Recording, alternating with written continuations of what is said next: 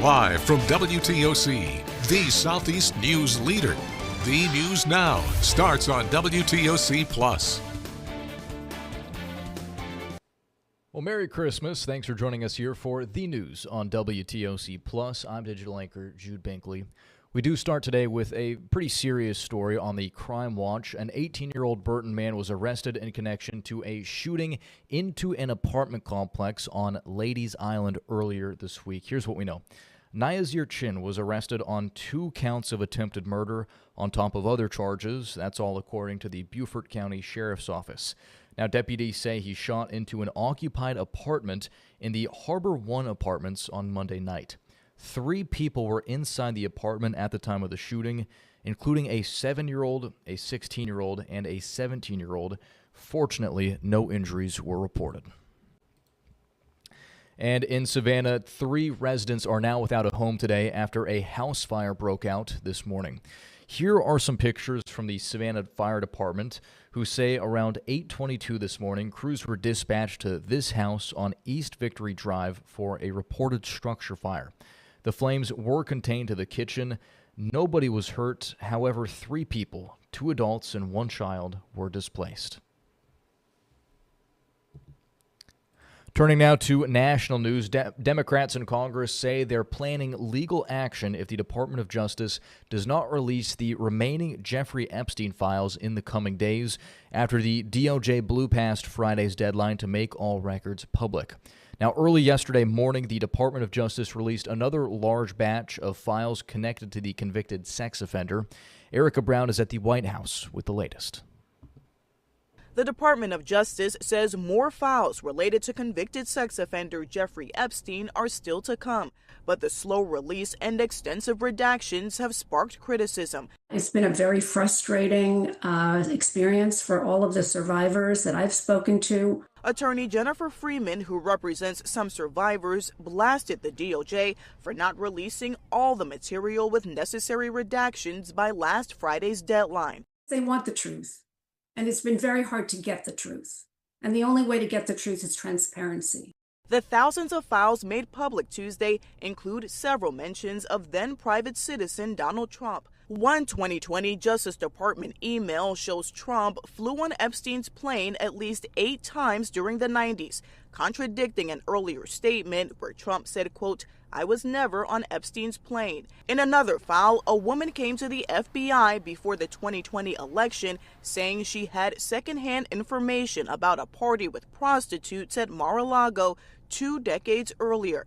President Trump has never been charged with criminal wrongdoing in connection to Epstein and has tried to distance himself from his one-time friend, including in remarks earlier this week. I actually threw him out of Mar-a-Lago. This whole thing is with Epstein is a way of trying to deflect from the tremendous success that the Republican Party has. The Justice Department released a statement Tuesday acknowledging that President Trump's name was in some files, but said some of the documents contain, quote, sensationalist claims that are unfounded and false. Erica Brown, CBS News, the White House.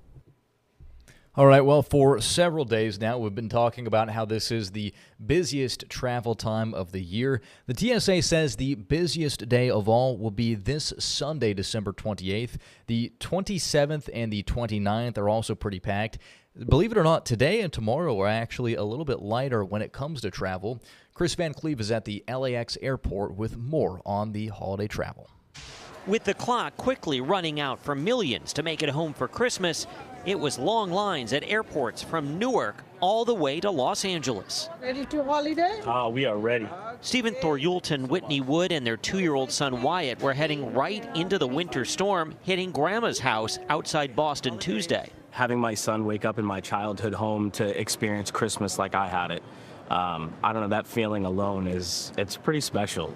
Aubrey Vega and her family were hoping to miss the rush on their 12-hour road trip to Galveston. We woke up at 3 in the morning and we hit the road by 5. In Denver, United Airlines pilot Bo Brandt spent his layover on the piano, hoping to bring some holiday joy. And at the Portland, Oregon airport, Christmas llamas replace travel drama. They're so calm and festive in their outfits, and it's just a great way to, I think, welcome guests here to the airport, whether you're coming or going. In Spokane, Washington, Christmas came early for 43 kids in need. Alaska Airlines took them on a very special 40-minute fantasy flight to Santa's hometown. Participating in something like this gives them an opportunity to be children for an afternoon and have no worries and cares. Or at least a hangar resembling the North Pole for an evening of Christmas gifts and holiday cheer. The storms in the west could be challenging. The rain for drivers, the wind for flyers. The FAA is watching for the potential of disruptions from Seattle all the way down the west coast to San Diego and Las Vegas. Also watching the New York City area airports north to Boston. Chris Van Cleve, CBS News, Los Angeles. And back here at home, many of us are getting ready to have some fun for the holidays, but today state leaders are urging you to plan ahead and never get behind the wheel impaired. State troopers will be out in full force today through the holiday weekend with zero tolerance for drunk or distracted driving.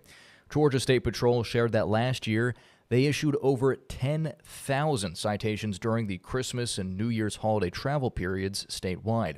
They remind us all that if you're out drinking, consider using a rideshare service, calling a friend or a loved one, or planning for a designated driver.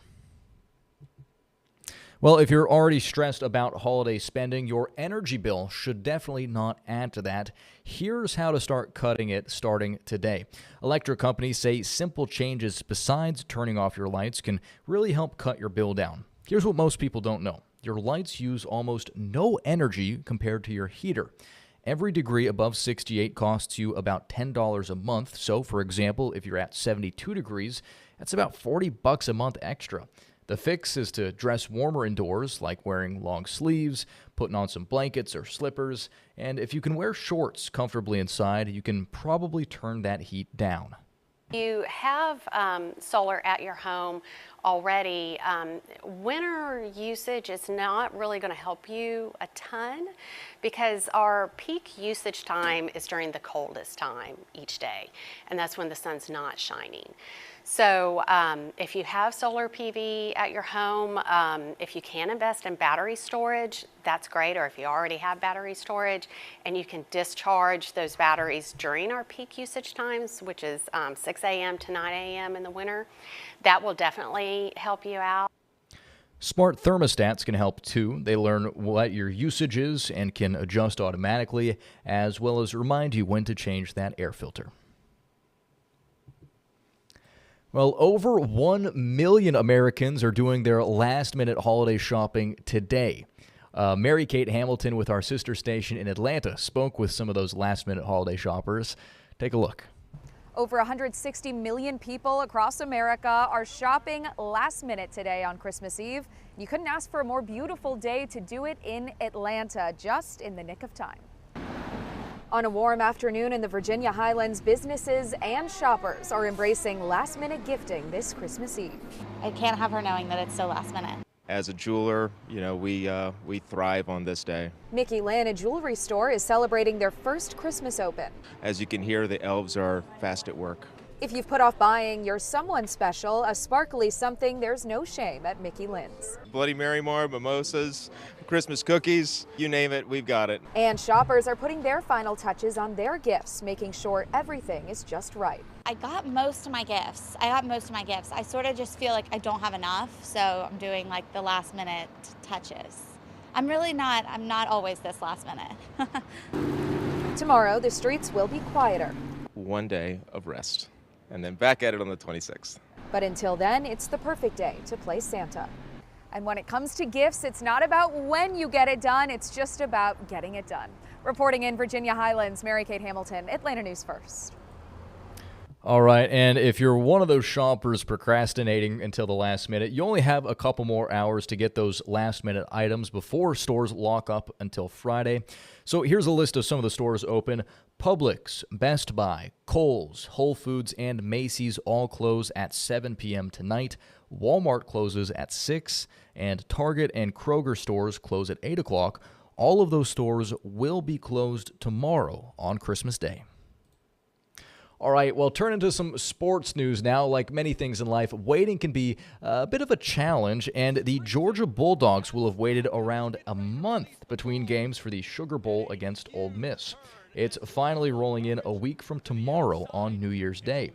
Coach Kirby Smart admitted he'd prefer to play the game sooner because of how well the team has played as of late, but keeping energy high in the meantime doesn't seem to be an issue.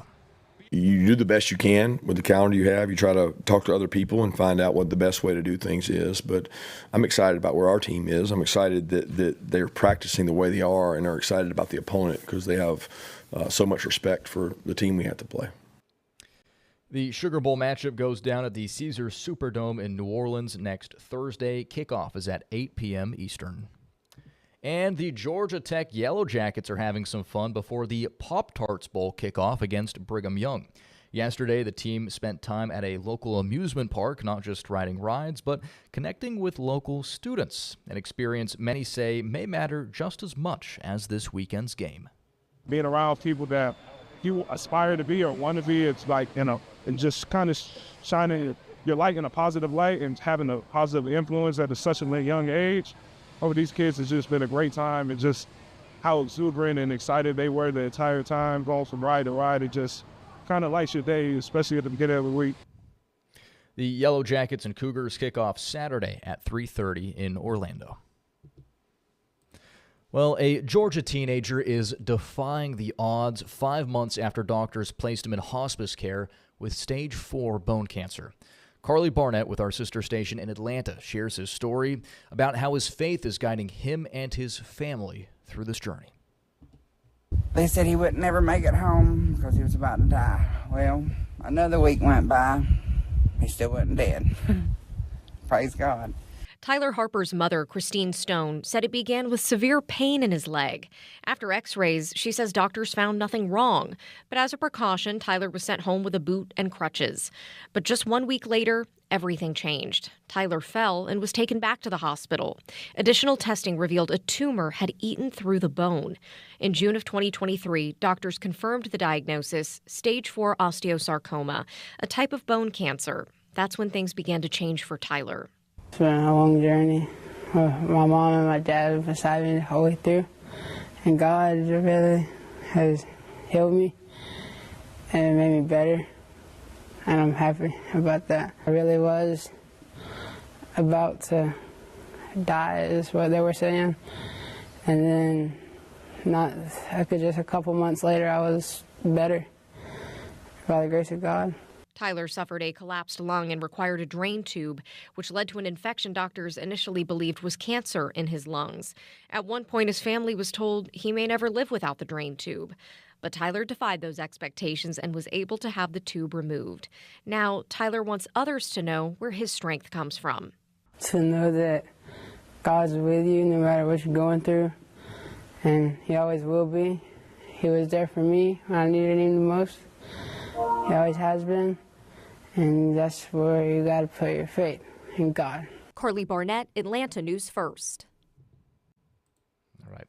Nice little Christmas story right there.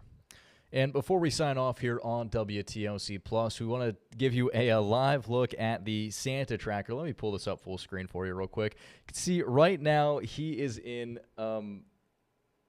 I'll be honest, I'm not sure how to pronounce that country, but he was just in the Mauricio Islands. We saw he was in the Middle East a little earlier ago. I will say we've been watching the NORAD Santa tracker throughout the day. It's a great way to learn geography. My goodness, there's a lot of countries and cities I've never heard of, so it's been nice kind of to understand the globe a little bit more as we all watch Santa's journey across the world, spreading gifts and some holiday joy to kids all over the place.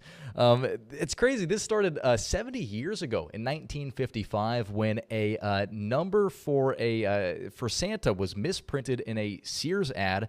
A young boy misdialed it, called the Aerospace Defense Center in Colorado. The commander picked up the phone, and he didn't want to let the kid down, so he had his team actually check where Santa was on Christmas Eve, and it's become a holiday staple ever since then, with hundreds of volunteers who answer calls throughout Christmas Eve as NORAD tracks and keeps tabs on Kris Kringle, the big man himself. And if you'd like to watch, you can always pull it up on NORAD NORAD's website, but we also do have it as a live feed on the secondary WTOC Plus stream. We also have it linked in one of our web stories.